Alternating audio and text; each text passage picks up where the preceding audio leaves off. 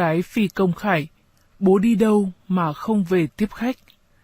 Cô con gái 4 tuổi của đại tá phi công Trần Quang Khải liên tục hỏi, bố đâu rồi, sao bố chưa về, khiến nhiều người không cầm được nước mắt. Chia sẻ với chúng tôi, nhiều người thân trong gia đình đại tá phi công Trần Quang Khải hy sinh trong quá trình lái máy bay SU-30 MK2 huấn luyện trên biển vẫn không khỏi bàng hoàng xót xa về sự ra đi đột ngột của anh. Theo người thân của anh Khải, từ mấy ngày qua, khi nghe tin anh hy sinh thì bố đẻ của anh, ông Trần Văn Phùng, năm nay 90 tuổi đã suy sụp.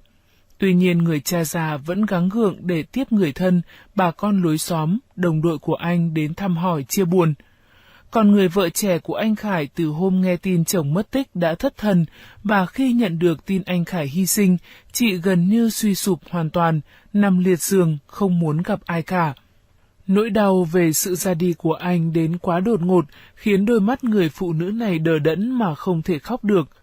Cũng theo người thân của anh Khải, vợ chồng anh có một cô con gái năm nay 4 tuổi. Do còn quá nhỏ nên cháu chưa hiểu biết được nỗi đau đang đến với gia đình. Một người họ hàng của anh Khải nói với đôi mắt đỏ hoe. Trung đoàn ở trong Thanh Hóa nên chú Khải ở đó suốt, còn ngoài này thì con bé với cô Hà ở nhà.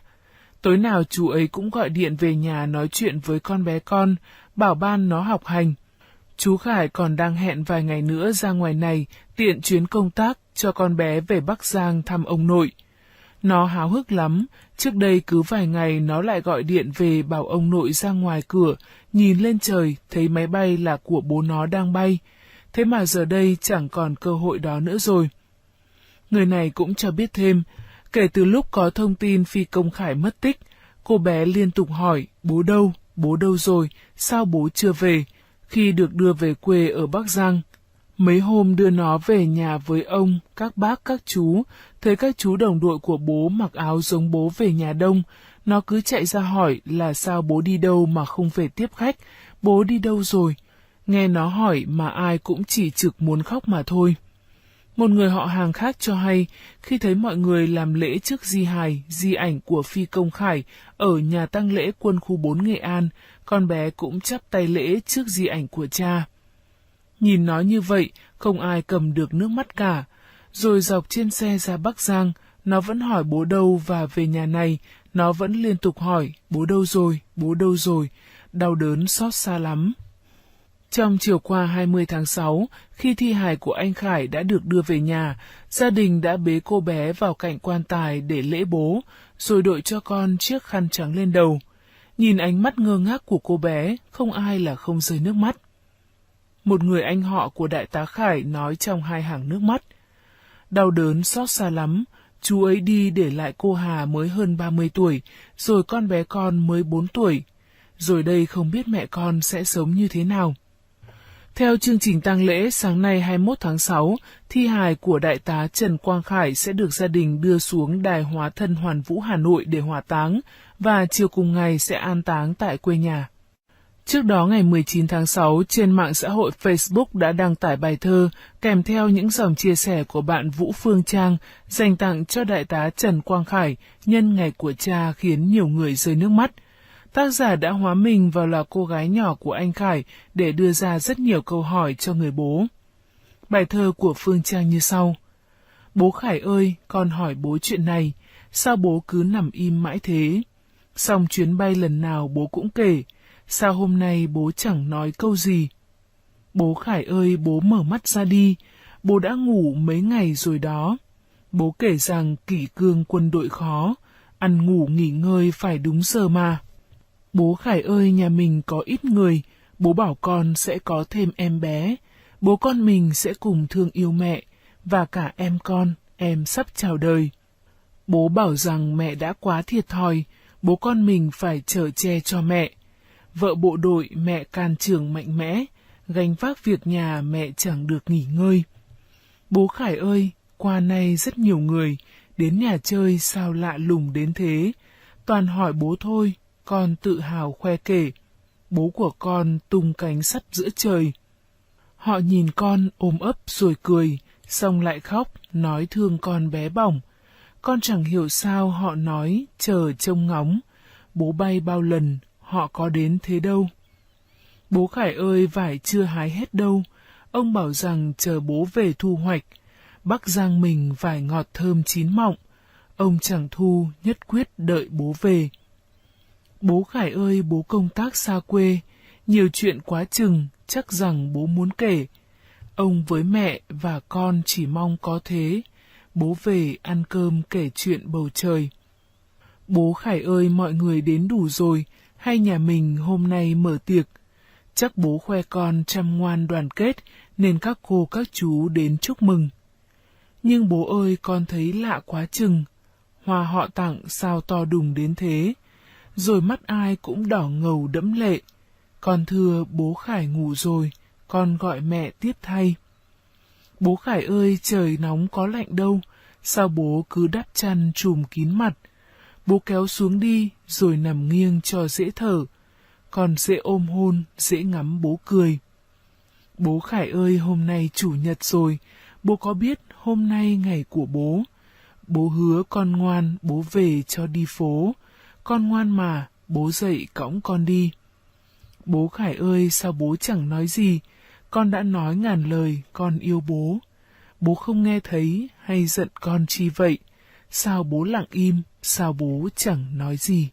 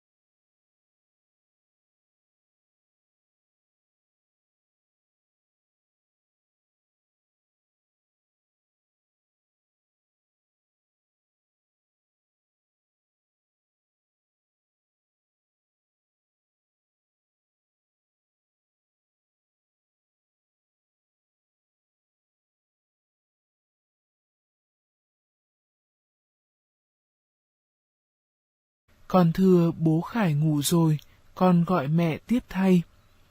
Bố Khải ơi, trời nóng có lạnh đâu, sao bố cứ đắp chăn trùm kín mặt. Bố kéo xuống đi, rồi nằm nghiêng cho dễ thở. Con dễ ôm hôn, dễ ngắm bố cười. Bố Khải ơi, hôm nay chủ nhật rồi, bố có biết hôm nay ngày của bố. Bố hứa con ngoan, bố về cho đi phố. Con ngoan mà, bố dậy cõng con đi. Bố Khải ơi, sao bố chẳng nói gì? Con đã nói ngàn lời, con yêu bố. Bố không nghe thấy hay giận con chi vậy? Sao bố lặng im, sao bố chẳng nói gì?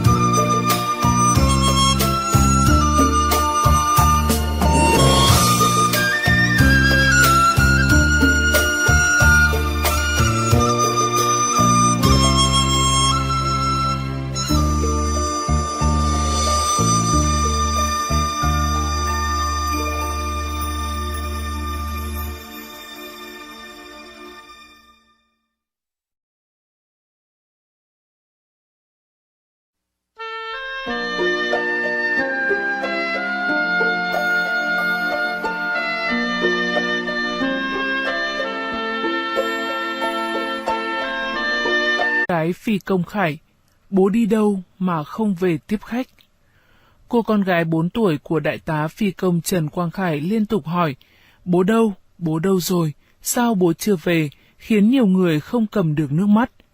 Chia sẻ với chúng tôi, nhiều người thân trong gia đình đại tá phi công Trần Quang Khải hy sinh trong quá trình lái máy bay SU-30 MK2 huấn luyện trên biển vẫn không khỏi bàng hoàng xót xa về sự ra đi đột ngột của anh. Theo người thân của anh Khải, từ mấy ngày qua, khi nghe tin anh hy sinh thì bố đẻ của anh, ông Trần Văn Phùng, năm nay 90 tuổi đã suy sụp. Tuy nhiên người cha già vẫn gắng gượng để tiếp người thân, bà con lối xóm, đồng đội của anh đến thăm hỏi chia buồn. Còn người vợ trẻ của anh Khải từ hôm nghe tin chồng mất tích đã thất thần, và khi nhận được tin anh Khải hy sinh, chị gần như suy sụp hoàn toàn, nằm liệt giường, không muốn gặp ai cả. Nỗi đau về sự ra đi của anh đến quá đột ngột, khiến đôi mắt người phụ nữ này đờ đẫn mà không thể khóc được. Cũng theo người thân của anh Khải, vợ chồng anh có một cô con gái năm nay 4 tuổi. Do còn quá nhỏ nên cháu chưa hiểu biết được nỗi đau đang đến với gia đình. Một người họ hàng của anh Khải nói với đôi mắt đỏ hoe. Trung đoàn ở trong Thanh Hóa nên chú Khải ở đó suốt, còn ngoài này thì con bé với cô Hà ở nhà. Tối nào chú ấy cũng gọi điện về nhà nói chuyện với con bé con, bảo ban nó học hành. Chú Khải còn đang hẹn vài ngày nữa ra ngoài này tiện chuyến công tác cho con bé về Bắc Giang thăm ông nội. Nó háo hức lắm, trước đây cứ vài ngày nó lại gọi điện về bảo ông nội ra ngoài cửa, nhìn lên trời thấy máy bay là của bố nó đang bay. Thế mà giờ đây chẳng còn cơ hội đó nữa rồi. Người này cũng cho biết thêm, kể từ lúc có của Phương Trang như sau. Bố Khải ơi, con hỏi bố chuyện này, sao bố cứ nằm im mãi thế? Xong chuyến bay lần nào bố cũng kể, sao hôm nay bố chẳng nói câu gì? Bố Khải ơi, bố mở mắt ra đi, bố đã ngủ mấy ngày rồi đó. Bố kể rằng kỷ cương quân đội khó, ăn ngủ nghỉ ngơi phải đúng giờ mà. Bố Khải ơi, nhà mình có ít người, bố bảo con sẽ có thêm em bé, bố con mình sẽ cùng thương yêu mẹ, và cả em sắp chào đời.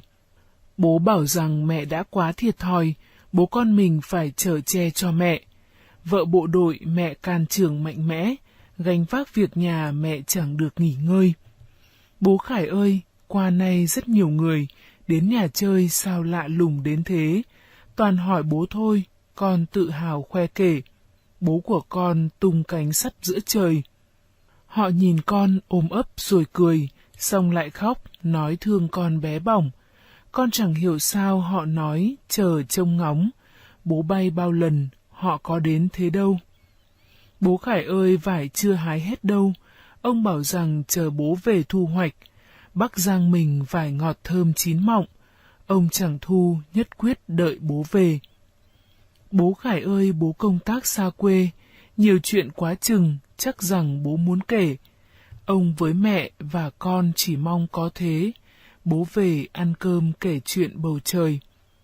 Bố Khải ơi, mọi người đến đủ rồi, hay nhà mình hôm nay mở tiệc. Chắc bố khoe con chăm ngoan đoàn kết, nên các cô các chú đến chúc mừng. Nhưng bố ơi, con thấy lạ quá chừng.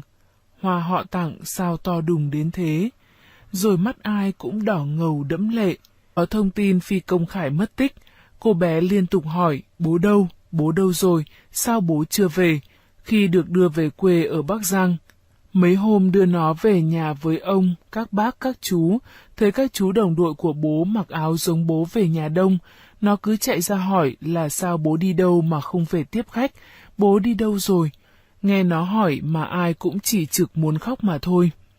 Một người họ hàng khác cho hay, khi thấy mọi người làm lễ trước di hài, di ảnh của phi công Khải ở nhà tang lễ quân khu 4 Nghệ An, con bé cũng chắp tay lễ trước di ảnh của cha. Nhìn nó như vậy, không ai cầm được nước mắt cả. Rồi dọc trên xe ra Bắc Giang, nó vẫn hỏi bố đâu và về nhà này, nó vẫn liên tục hỏi, bố đâu rồi, đau đớn xót xa lắm. Trong chiều qua 20 tháng 6, khi thi hài của anh Khải đã được đưa về nhà, gia đình đã bế cô bé vào cạnh quan tài để lễ bố, rồi đội cho con chiếc khăn trắng lên đầu. Nhìn ánh mắt ngơ ngác của cô bé, không ai là không rơi nước mắt. Một người anh họ của đại tá Khải nói trong hai hàng nước mắt.